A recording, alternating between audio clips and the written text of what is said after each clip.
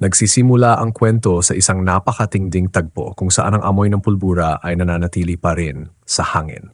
Sa episode 687, dinadala ng palabas ang mga manood sa isang mundong puno ng kasinungalingan kung saan bawat salita ay maaring patibong at bawat pakikipagkamay ay maaring pagtataksil.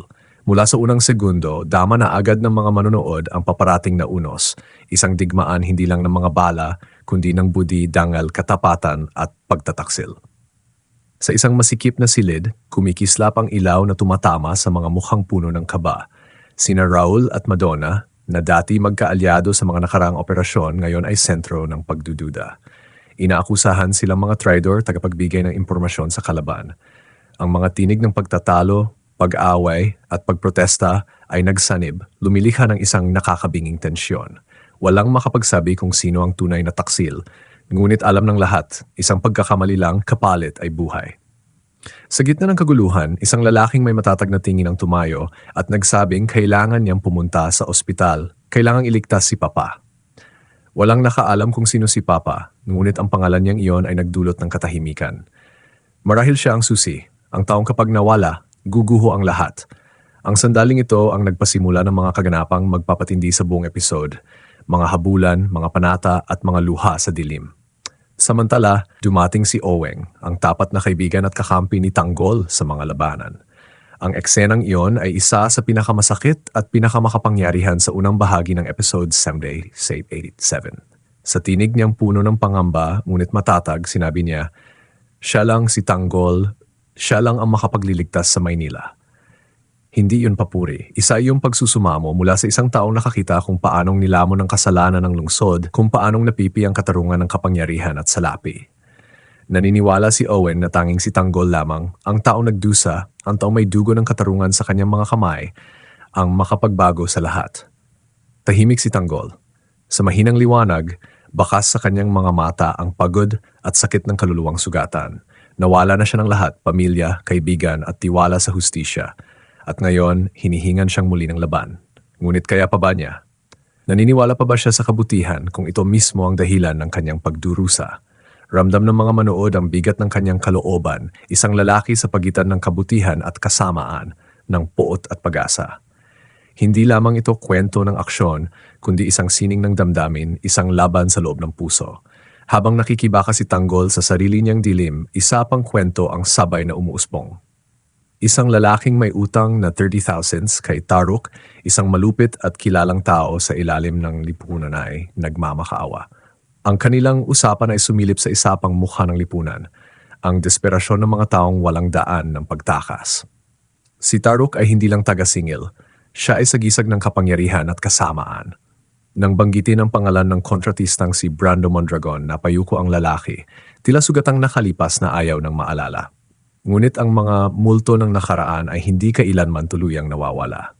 Muli, pinatay ng FPJ's Batang Quiapo kung paanong ang maliliit na kwento ay bumubuo ng isang napakalawak na larawan ng kasalanan, kapangyarihan at katapatan.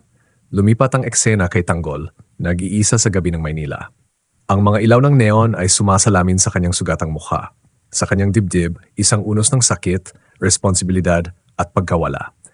Ngunit sa kanyang mga mata may nananatiling liwanag, ang liwanag ng isang mandirigmang bumangon mula sa abo at tumatangging sumuko. Ang unos na ipinahiwatig sa unang bahagi ng episode ay ngayon ganap ng nagngangalit. Si Tanggol, ang dating simbolo ng pag-asa ng mga taga-Quiapo, ay ngayon tinutugis bilang isang mapanganib na kriminal. Nahuhulog ang mga manonood sa nakapigil hiningang takbo ng pelikula, habang ang usok ng pulbura at mga sigaw ay nagsasanib bilang isang malungkot na himig ng kapalaran. Nagsisimula ang eksena sa isang magulong tagpo, tinawag na taksil si Divina, at nagsimulang magduda ang lahat sa isa't isa. Wala nang oras para magpaliwanag, wala nang puwang para sa tiwala, tanging ang instinct ng kaligtasan ang natitira. Inutusan ni Divina ang kanyang mga tauhan na umatras habang ang tunog ng mga sirena ng pulis ay umuugong sa malayo, kumakabog sa gabi na parang hudyat ng tadhana. Sa kabilang panig na palilibutan si Tanggol, ang eksena ay mabagal na nagpapakita ng bawat sandali habang siya'y tumatakbo sa madilim na pasilyo, ang mga yabag niya'y umuugong sa makitid na espasyo. Sunod-sunod ang putok ng baril. Gumanti siya ng putok at ang kidlat ng apoy ay sumiklab sa dilim. Sa gitna ng putukan, sumigaw siya. Hindi ako susuko sa mga pulis na kagaya ninyo. Pinatay ninyo ang pamilya ko. Hindi iyon basta sigaw ng isang taong hinahabol. Isa yung sigaw ng isang kaluluwang nilapastangan ng pusong minsang naniwala sa hustisya ngunit pinunit ng kasinungalingan. Bawat salita ni Tanggol ay parang patalim na humihiwa sa kadiliman at walang makaalis sa panonood.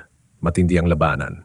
Dugo, usok at putok ng baril ang nagsanib upang bumuo ng isang tagpong parehong marangal at malagim.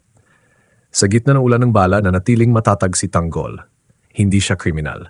Isa lamang siyang taong itinulak sa bingit, nakikipaglaban para sa katarungang ninakaw sa mga taong kanyang minahal. Sa huli, nakatakas siya. Ngunit pansamantala lamang ang kalayaan. Si Divina at ang kanyang grupo ay napilitang umatras din, tumatakas sa madilim na eskinita ng Quiapo, walang kasiguruhan kung saan ligtas. Saan tayo pupunta ngayon? Tanong ng isa, nanginginig ang tinig. Tumingin si Divina sa malayo at marahang sumagot, hindi ko alam, pero kung buhay pa si Tanggol, hahanapin niya tayo. Ang mga salitang iyon ay parang munting sinag ng pag-asa sa gitna ng bangungot. Alam ng mga manonood na kahit tinutugis, kahit itinuturing na taksil, may paniniwala pa rin si Divina kay Tanggol, ang tanging taong may lakas upang iligtas sila mula sa pagkawasak. Matapos ang putukan, pansamantalang tumahimik ang kwento habang isinasagawa ng mga pulis ang investigasyon. Natagpuan nila ang bangkay ng isang batang babae, isa sa mga kilalang mukha sa kampanya ni Tanggol. Siya ang naging simbolo ng pag-asa ng mahihirap at ngayon nakahandusay sa gitna ng guho. Isang malamig na katotohanan ang lumitaw, napatay siya sa gitna ng operasyon at ang mga daliri ng paratang ay agad na tumuro sa mga gerero, ang makapangyarihang pamilyang kalaban ni Tanggol. Walang nagsasalita, ngunit ang mga mata ng mga naroroon ay puno ng pagdududa. Ito ba'y aksidente o isang madugong mensaheng ipinadala kay Tanggol? Sa isang nakaantig na sandali, ipinakita si Divina. Nag-iisa sa loob ng lumang sasakyan, tinatama ng ilaw ng kalsada ang kanyang pagod na mukha. Mahina niyang binigkas, Tanggol, kung buhay ka pa, huwag ka nang bumalik. Wala nang lugar para sa atin sa Maynila. Ngunit sa likod ng kanyang mga mata, alam ng manood na nagsisinungaling siya sa sarili. Naghihintay pa rin siya. Naghihintay sa lalaking nangakong poprotektahan ang lahat. Kahit siya na yon ay isang tinutugis na nilalang. Sa gitna ng gabi ng Quiapo, sino ang kaaway? Sino ang kakampi? Kapag tumigil ang mga putok, isa na lang ang tanong, sino ang mabubuhay upang ikwento ang lahat ng ito? Kung ramdam mo rin ang kaba at pag-aalab habang pinapanood ang episode na ito, pindutin ang like para suportahan ang video at mag-subscribe ngayon upang hindi makaligtaan ang susunod na bahagi ng FPJ's Batang Quiapo. Dahil ang kwento ni Tanggol ay hindi pa tapos at ang tunay na bagyo paparating pa lamang. Matapos ang ulan ng dugo at usok ng baril, pansamantalang tumahimik ang episode, ngunit hindi upang makahinga ang mga manonood, kundi upang buksan ang isa pang pinto. Ang madilim na mundo ng utang, tukso at kasalanan. Umiikot ang kwento kay Mauro, ang tiyuhin ni KitKat, isang lalaking tila walang panganib, ngunit nahulog sa mapanganib na sapot ng kapalaran. Sa maruming tahanan, nakiusap si Mauro kay KitKat na pautangin siya ng 2,000 piso. Ang kanyang tinig ay puno ng pagmamakaawa at ang kanyang mga mata ay nagtatago ng kahihiyan ng isang taong nawalan na ng tiwala sa sarili. Nag-alinlangan si KitKat, ngunit sa huli ay pumayag din, binigyang diin na iyon ay maliit lamang na utang at dapat itong bayaran. Sa likod ng eksenang tila payapa, dama ng mga manood ang awa, sa gitna ng isang malupit na mundo, ang kabutihan ni KitKat ay nagniningning pa rin, parang munting ilaw sa dilim. Ngunit mabilis na bumalik si Mauro sa malupit na realidad. Dumating si Taruk, ang kilalang pinunong walang puso kasama ang kanyang mga tauhan. Hindi siya dumating upang makipag-usap, kundi upang maningil ng 30,000 piso na utang. Ang close-up na kuha sa malamig na tingin ni Taruk at ang pilit niyang ngiti ay sapat ukilabutan ng sinumang nanood. Binugbog na marahas si Mauro, dumugo ang kanyang mukha at damit, ngunit patuloy siyang nakikiusap ng isa pang pagkataon. Sa gitna ng desperasyon, nakaisip siya ng isang delikadong plano, kumbinsihin si Taruk na payagan siyang ibenta ang isang motorsiklong bagong nakulimbat at ipangako na ang tubo ay sapat upang mabayaran ang utang at makapagbigay pa ng bahagi kay Taruk. Sumunod ang isang tensyong katahimikan. Pagkatapos ay tumango si Taruk, sabay sabing paos, "Pwede, pero ngayong hapon gusto kong makita ang motor at ang pera. Kung hindi, alam mong may mangyayari." Mula roon, pumasok si Mauro sa isang larong buhay o kamatayan, isang laban na ni siya mismo ay hindi alam kung makakaligtas.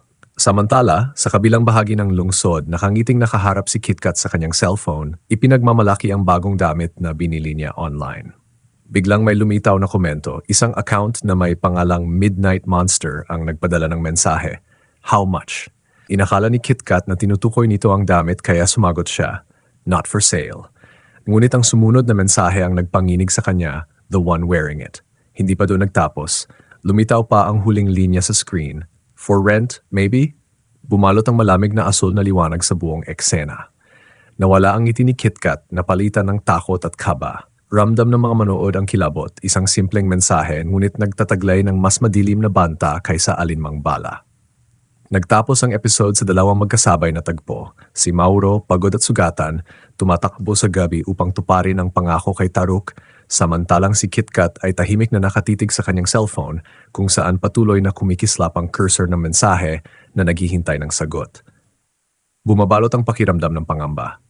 Walang nakakaalam kung ano ang susunod na mangyayari, ngunit malinaw na si Midnight Monster ay hindi isang ordinaryong tao. At ang gabi sa Maynila ay magiging mas nakakakatakot kaysa dati. Kapag ang dilim ay sumiksik sa bawat eskinita ng Quiapo, may lakas pa kaya si Tanggol upang bumalik o haharapin niya ang bagong halimaw na tinatawag na Midnight Monster. Kung nahanap mong matindi ang episode na ito, pindutin ang like at mag-subscribe sa channel upang sabay nating tuklasin ang susunod na bahagi, kung saan unti-unting mabubunyag ang mga lihim.